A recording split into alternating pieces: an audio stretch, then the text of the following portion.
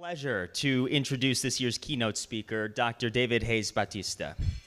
Dr. Hayes-Bautista is a professor of medicine and director of the Center for the Study of Latino Health and Culture at the School of Medicine at UCLA. Dr. Hayes-Bautista's research focuses on the health dynamics of the Latino population using quantitative data and qualitative observations.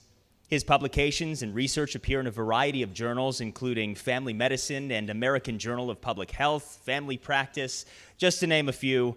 And he's been chosen as one of the 101 top leaders of the Latino community in the U.S. by Latino Leaders magazine. In 2012, he received the Association of American Medical Colleges Herbert W. Nickens Award for his lifelong work on the educational, societal, and healthcare needs of underrepresented groups, and also the Otli Award from the Mexican government in 2016.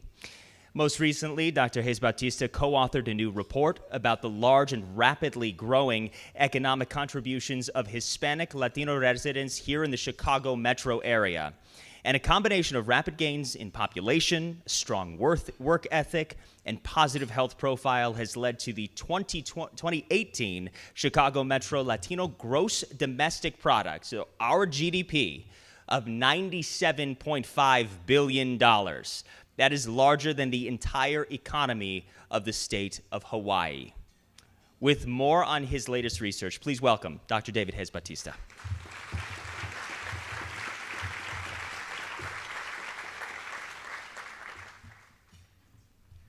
Well, I had the pleasure of meeting some of you folks here about a month and a half ago, was it, when we did the Chicago Metropolitan GDP? But let's just get right to it. Now, this is for the state of Illinois for 2018. And in 2018, if I can find the light, the then 58 million Latinos in the United States had created the world's 8th largest gross domestic product. Number 8, we're a big dog, we're in the top 10. And what's interesting is that the growth rate of the Latino GDP of those top 10 was right here. It was the fastest growing economy of those top 10 in the world, with a growth rate of nearly 9%. Now let me just clean this slide up. So this is the Latino growth rate from 2017, 2018. The non-Latino US grew by 2.7%. The Latino growth rate was over twice as fast as the rest of the countries. Now that is some growth. This is important because particularly when we look at populations and geographies, in Illinois, the population actually has not been growing. In fact, it's slowly decreasing, the non-Latino, but thanks to Latinos, there is overall growth every single year in Illinois. This is really important, not just population, but who actually goes out and participates in generating the economy. Well, again, that's the labor force, and the non-Latino portion of the Illinois labor force actually has been slowly decreasing year after year. In large part, that's because the baby boomers started turning 65 in 2010, and every day about 10,000 baby boomers across the country say, bye-bye job, send me my pension check, send me my Social Security, I'm out of here. If it weren't for Latinos, there would be shrinkage in the labor force. But thanks to Latinos, there is growth. There's somebody who's able to make sure there's money to pay the Social Security and the Medicare. Now, for those of you in real estate, in home ownership, home improvement, here's another piece of good news. While the housing, the growth rate, this is year on year, has been pretty much underwater for non-Latino Illinois.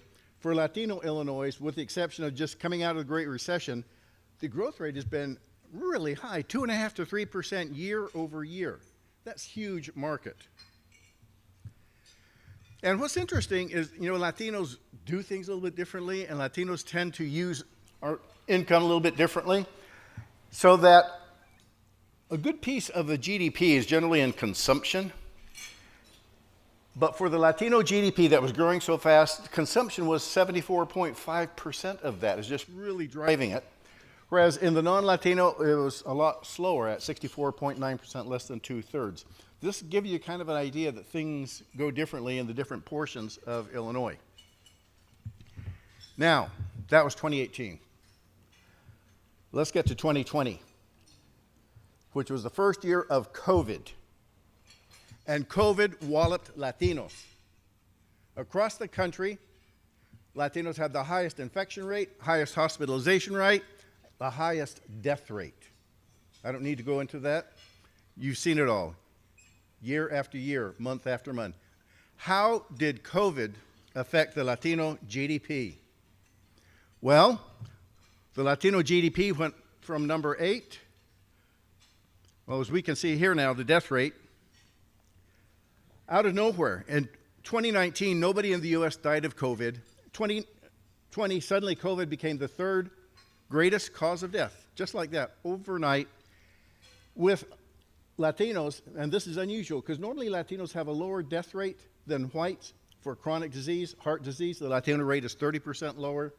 For cancer, Latinos have 30% lower cancers, 30% fewer unintentional injuries, 20% fewer strokes. Normally, Latinos are really healthy compared to non-Hispanic whites, but that's because it's chronic disease. Chronic disease is what you can call style of life. Let's take the number 1 cause of disease, which is cause of death, which is heart disease. That's a result of over 30, 40, 50 years, what you eat, what you drink, what you smoke, what you ingest, whom you associate, how you find recreation, how you find companionship, how you find spiritual solace. That style of life. And from that regard, the style of life for Latinos is pretty good. 30% fewer heart attacks.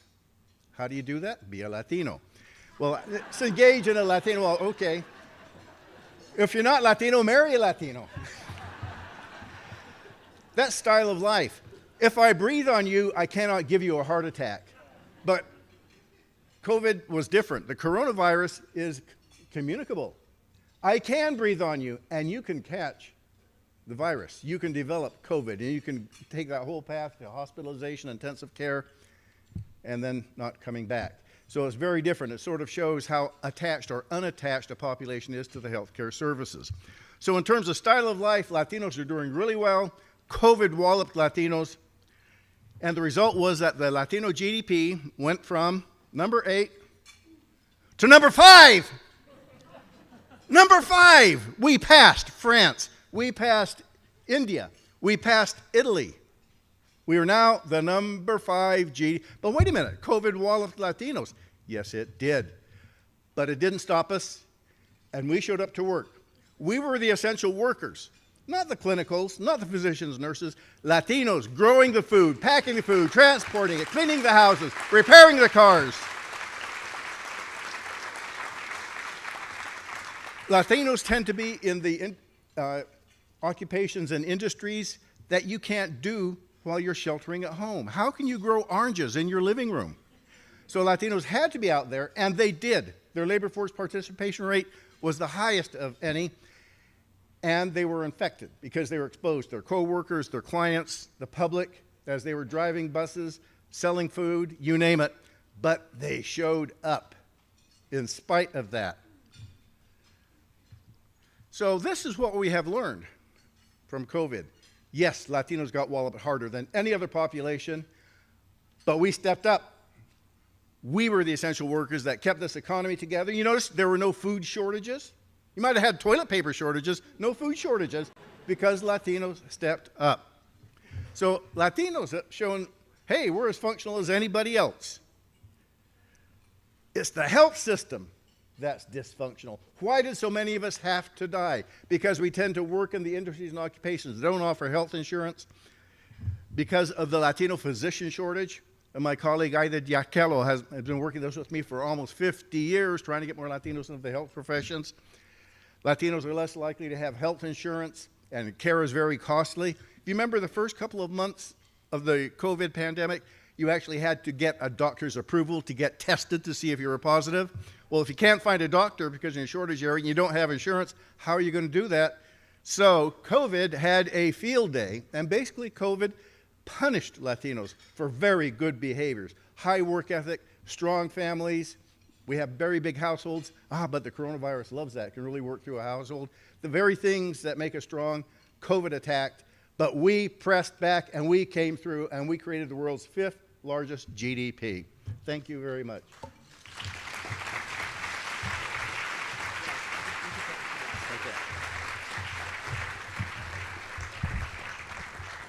Dr. David Hayes-Bautista, my goodness, I'm going to call you the professor because you took us to school, and I'm here for it, my friend. I am here for it. That was beautiful.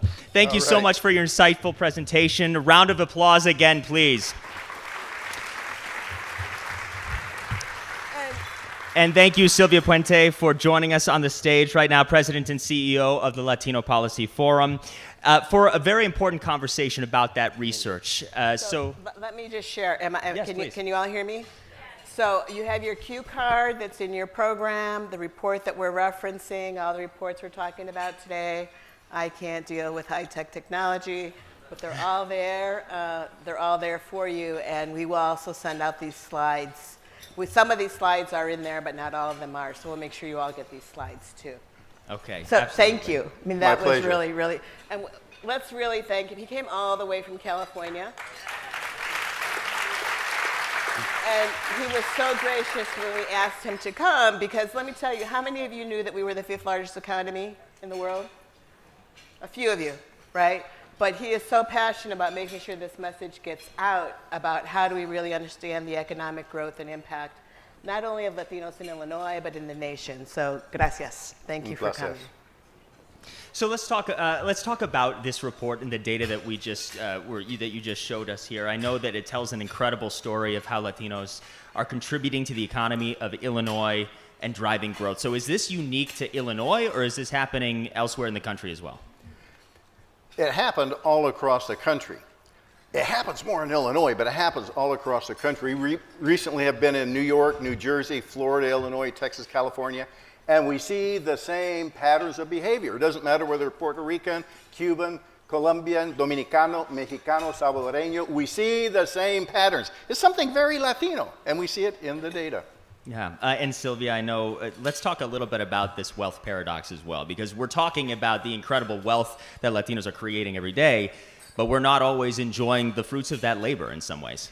Yeah, and let me emphasize, it really is a paradox, right? Because as we saw, our GDP even increased in the midst of COVID, but it really, really is a challenge because the Forum has done recent analysis that lets us know that in this state, half of all Latinos who work earn $15 an hour or less, right? So they can't afford to stay home. They can't afford not to work. And we know that a lot of the way that they survive is, how many of you have relatives where it's not just 2, but 3 or 4 income earners in a household? Because your tia has moved in with you, right? Your uncle, your aunt has moved in with you, because we're also doubling up and tripling up in households so that we can make ends meet, right? And that's what's really driving part of the economy. And the challenge is how do we really have more stability so that our families aren't doubling and tripling up, and we can really raise the floor of wages. Yeah. Let's talk a little bit about the 2020 census as well. I know that this continued a long trend of undercounting Latinos with a net undercount rate of about 5%. Latinos were left out of that 2020 census count more than 3 times a decade earlier. So, Doctor, this is for you. What, if any, effect does that have on those findings? Well, you know, there's something interesting about the 2020 census, because I follow the stuff every year. And in 2018, there were 58 million Latinos. In 2019, 59 million. They were thinking, well, by 2020, there should be around about 60.1, 60.2 million or something. And of course, you have these intentions out of the White House to suppress Latino response. We're going to ask your citizenship and all of that. Yeah. And they found 62.1 million Latinos. And with that, there was an undercount, which they admit.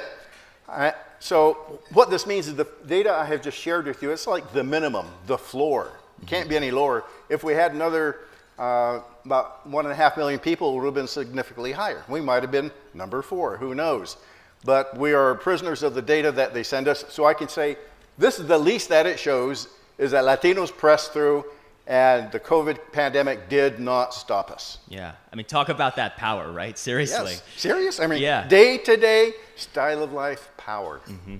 And Sylvia, I know that the census has been such a focus of the forum, especially in 2020 when there was so much talk about asking for citizenship and fear around it. So tell us a little bit about what's been done. Well, and to your point, and I had never really thought about it that way until you mentioned it, because there were all these attempts to really reduce census count and not count people thoroughly across the nation.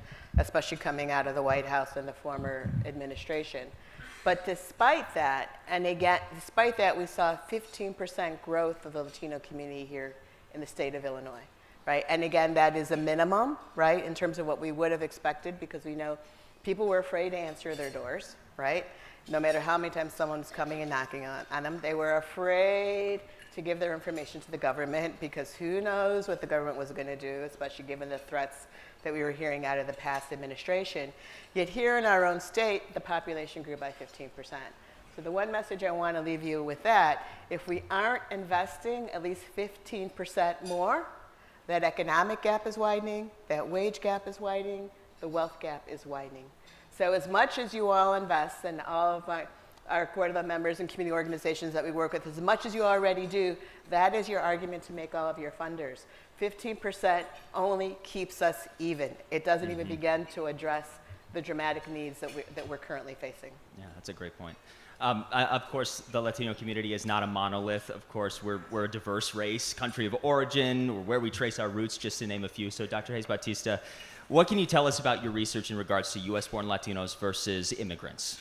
Well, first of all, we have to remember that for 300 years, 95% of our ancestors in this room belong to one political economic unit, the Viceroyalty of New Spain.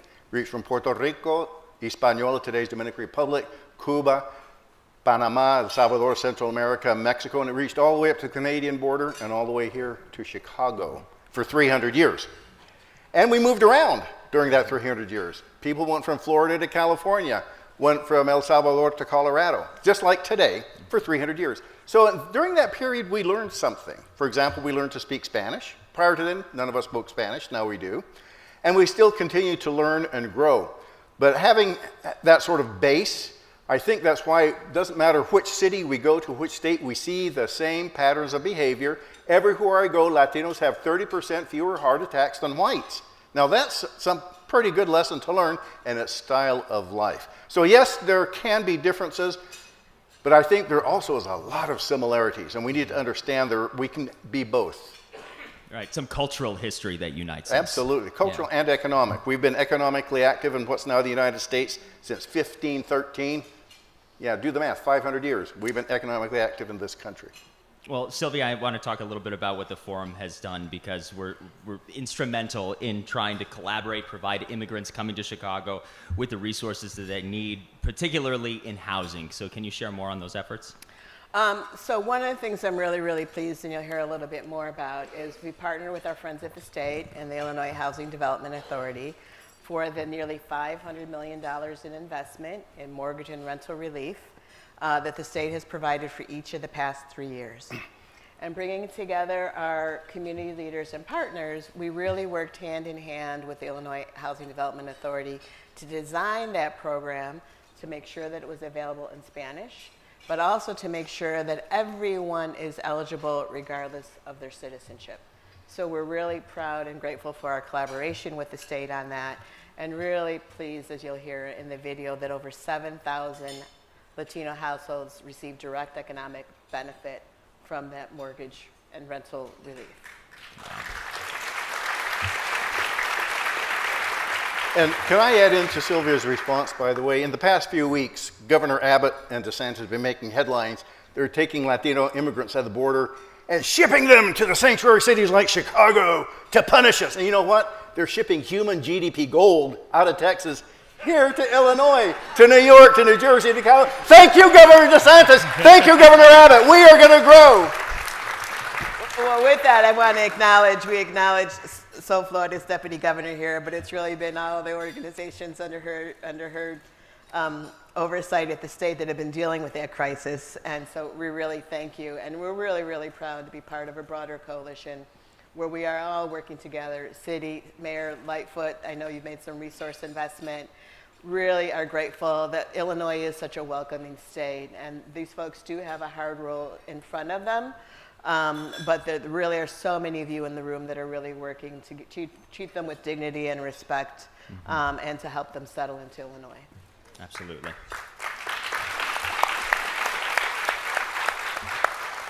So, Dr. Bautista, when we're talking about Latinos working through the pandemic here, what do you see on the horizon as we move forward here? I hope we learn from this pandemic. We actually have done the math. We now know what the pandemic cost Latinos, because we're able to do forecasts now. If it had not been for the pandemic, we would have earned around about $2.9 trillion of a GDP. As it was, we created almost 2.8.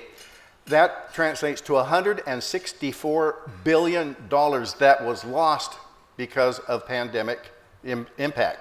And I just did the math. If everybody that got left out of the Affordable Care Act were given insurance, that would have only cost about $10 billion. So your $154 billion to the good, we need to be talking of investment. Invest $10 billion, get $154 back. That's not bad. Absolutely. That's going to be, if we have learned, we should be talking about investment. It's not charity, it's not need, it's investment. Guaranteed, it's going to grow. And Sylvia, can you share what the forum's, given the forum's focus areas here, what insights you can share with respect to this as well? Well, we've just released 2 reports in the past couple of months, and again, they're on your QR code. One is the long-term socioeconomic implications of COVID. And we've begun to hear some of that while we are seeing this paradox of continued economic growth, we still see challenges with respect to housing, with respect to the cash assistance. We really see some challenges, especially for women going back into the labor force, especially because they need childcare. That's an area that the forum focuses on and will continue to work on. And of course, the really gaping need is the need for mental health at every level and in every arena. We've all been impacted by COVID. I don't think there's a sane person whose mental health hasn't been impacted by COVID, but imagine how much more challenging it is when you've lost a loved one, when you've been sick, when you go to work and your employer says don't wear a mask, when you can't physically and social distance. So there's just so much more, I think, that needs to be done, and we'll continue to work on that, as well as continuing to work with our partners at Illinois Unidos, who are going to continue to address the healthcare aspect of COVID and what we're seeing in terms of what that needs in all the areas of COVID is just lifted for us. Now, we just have a couple of minutes left for our chat here, but I want to talk about solutions. And Dr. Bautista, you talked a little bit about that. We're talking about investment, but is there anything more specific that you could point to say, you know what, here's where we should invest so that we can actually get that growth that we need? Yep. When I graduated from UC Berkeley in 1970, I had no debt. In fact, I paid $108 a year. Wow. Now, at UC Berkeley in 1970, there were only 25 Chicanos. Okay, it was about 99% not diverse. The baby boomers got the best education in the world for free. My son just graduated from UC San Diego 5 years ago. He's carrying $90,000 in debt. My son-in-law just graduated from medical school at UC Davis, already $250,000 in debt. And I think, dang, the baby boomers got it for free. Why can't we? Oh no, it'd break the bank. Well, then how come you got it? Just saying.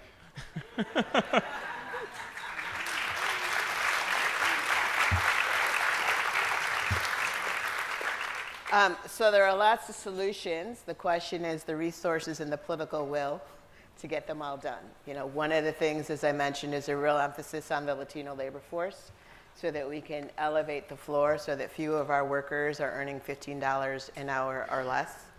Obviously, the need for mental health, as I've shared, because we've also known the second report that we put out recently speaks to the Great Resignation.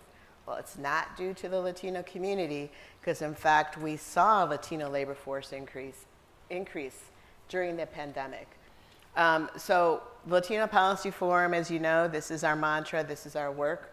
We will continue to work with our city officials, our state officials, our county officials here for policy solutions in all of these areas, and really count on you to help us get there. Yeah. Before we go for lunch, is there anything else that you two would like to add? Just remember this. Latinos are the best thing that ever happened to this country and have been for over 500 years. Thank you. Dr. David Hayes-Bautista, Sylvia Puente, thank you so much. Thank you, thank you, thank you.